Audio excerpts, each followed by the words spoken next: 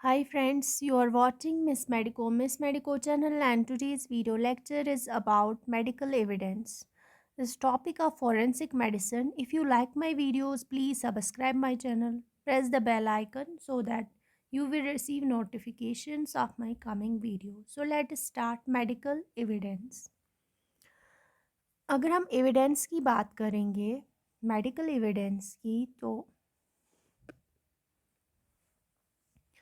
Evidence का मतलब क्या होता है it means and includes all statements which the court permits or requires to be made before it by a witness in relation to matters of fact under inquiry. Evidence को हम लोग सबूत बोलते हैं वो स्टेटमेंट्स जो कोर्ट परमिट करता है, जिनकी कोर्ट परमिशन देता है या जिनको कोर्ट रिक्वायर करता है और जो मेड करता है एक विटनेस, जो स्टेटमेंट्स, जो बयान, जो सबूत विटनेस से लेता है court in relation to matters of inquiry, in relation to the facts under inquiry, और जो भी हकीकतें होती है उनको दरियाफ्त करता है court by a witness through these evidences, through these statements.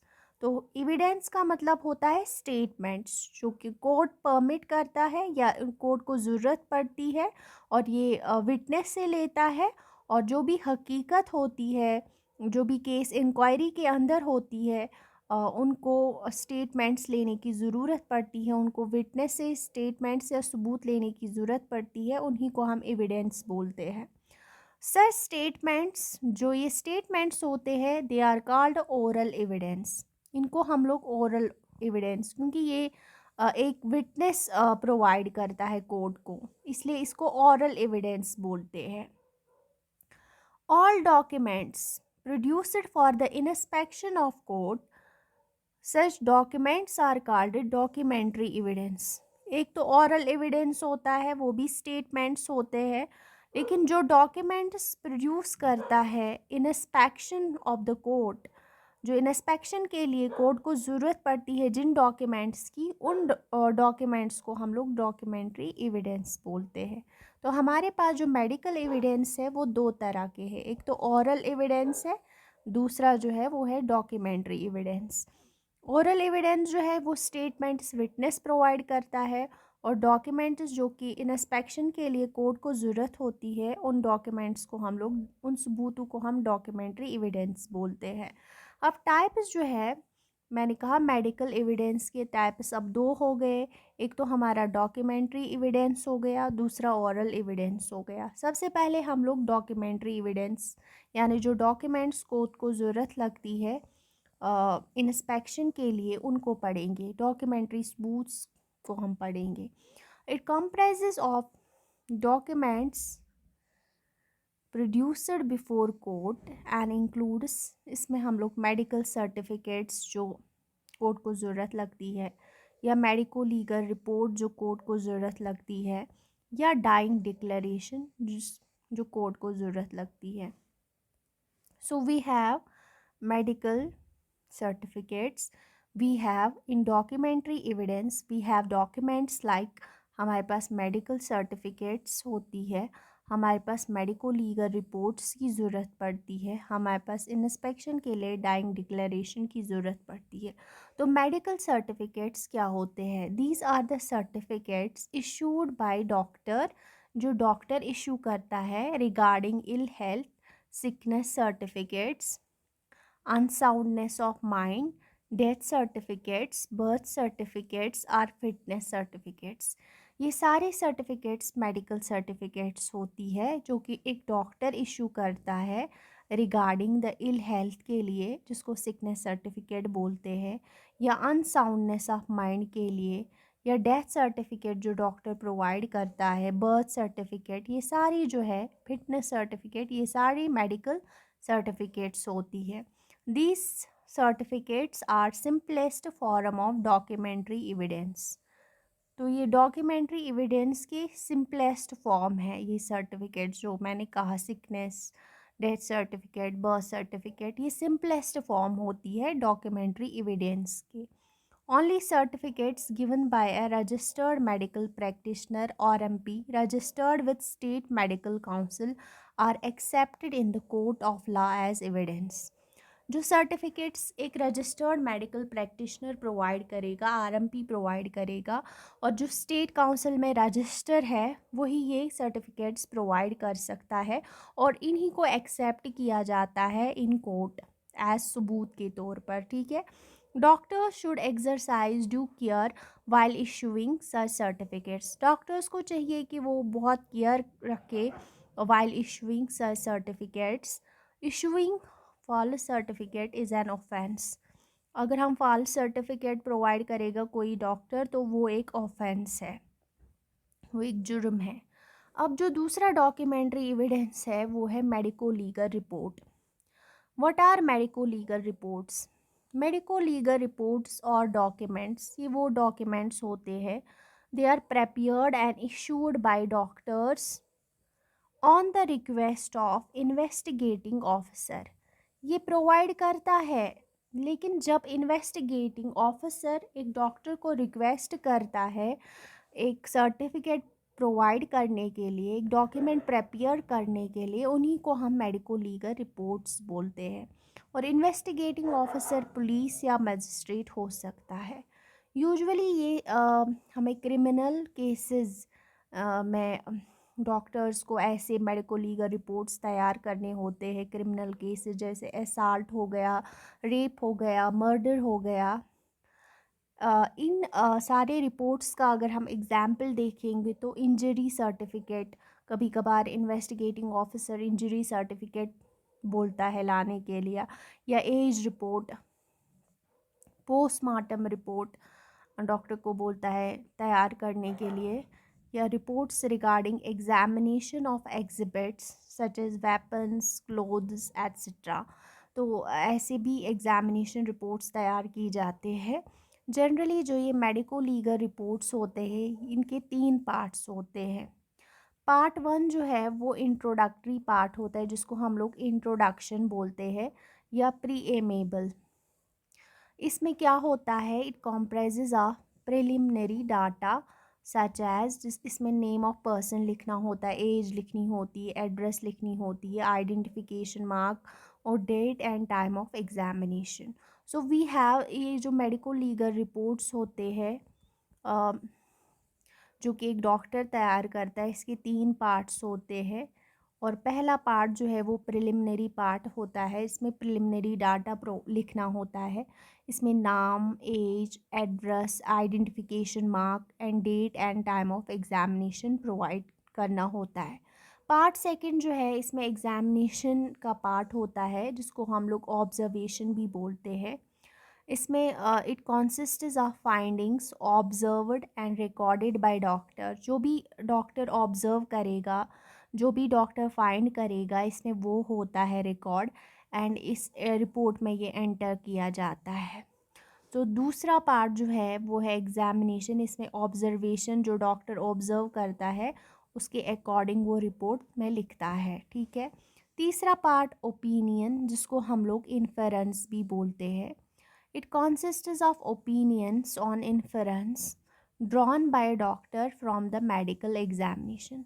तो इसने ऑब्ज़र्व किया, डॉक्टर ने मेडिकल एग्जामिनेशन किया, तो वो किस नतीजे पर पहुंचा, उसका क्या ओपिनियन है कि ये वुंड जो है ये किस वजह से लगा है, ये वेपन कौन से तरीके का था। जो भी ओपिनियन डॉक्टर वहाँ पे प्रोवाइड करता है वो पार्ट 3 में लिखना होता है, उसको इन्फेरेंस बोलते हैं।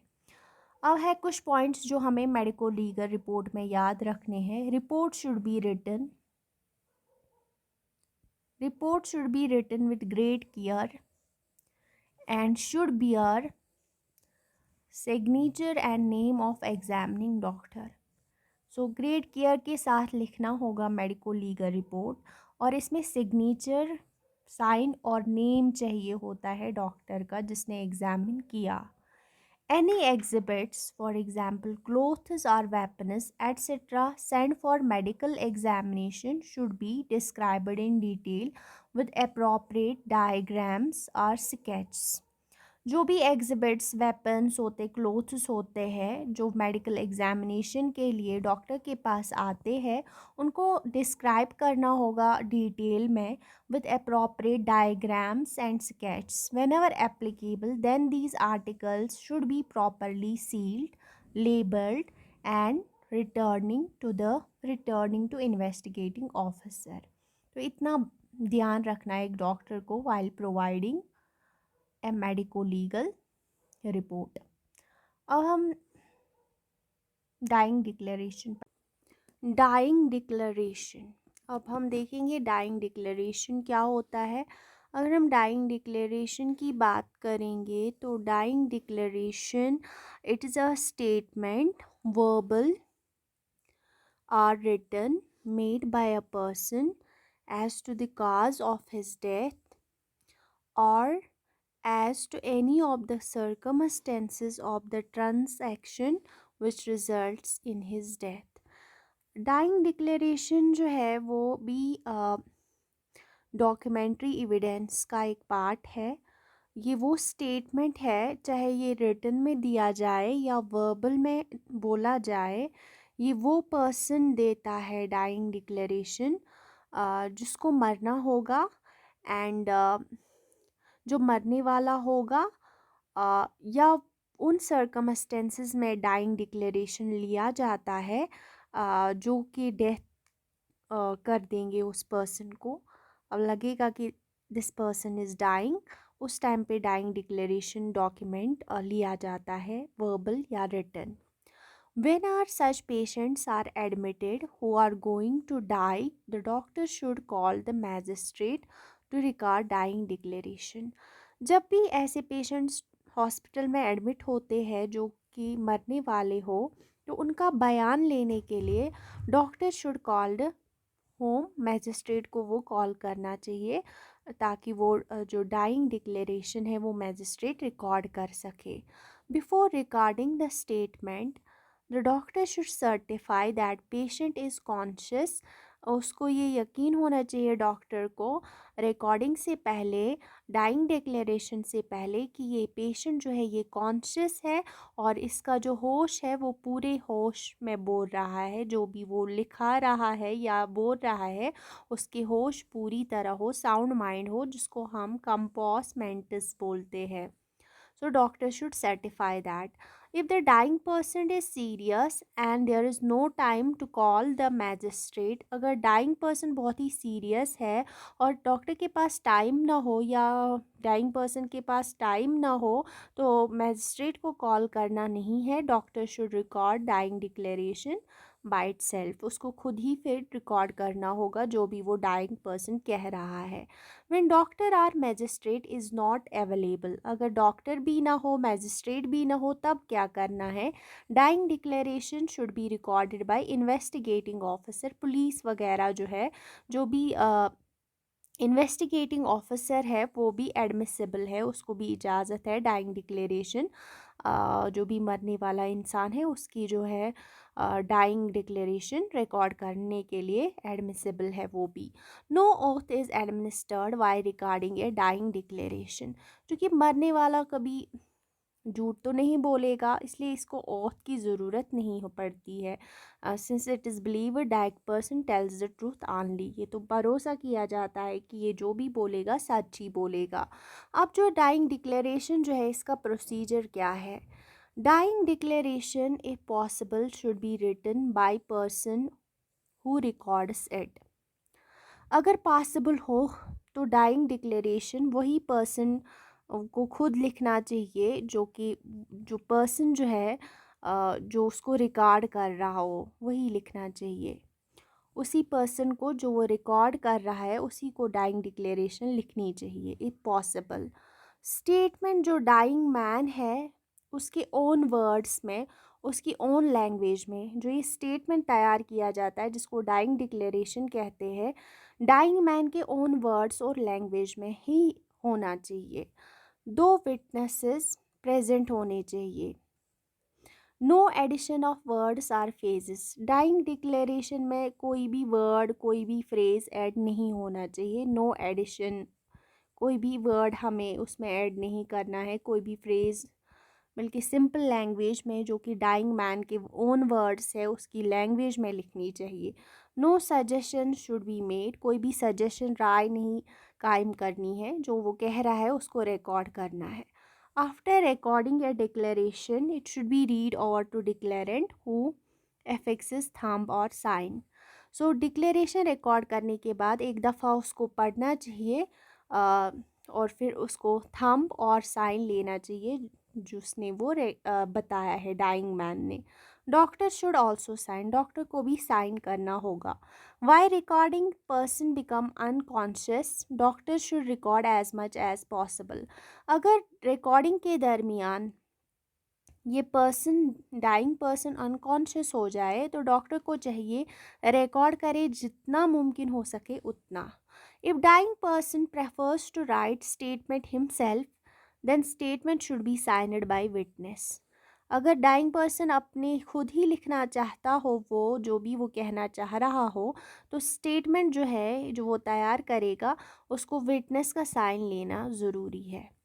If dying person is unable to speak and can only make signs in answer to questions, then signs can be recorded as verbal statement.